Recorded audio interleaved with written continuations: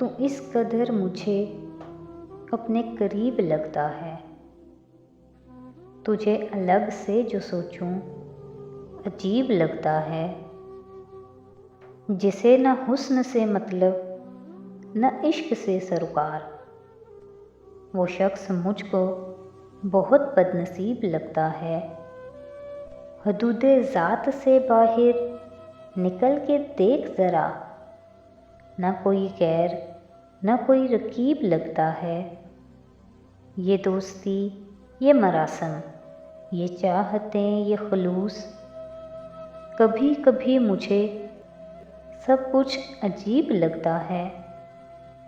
उफ़क़ पे दूर चमकता हुआ कोई तारा, मुझे चराग़े दियारे हबीब लगता है।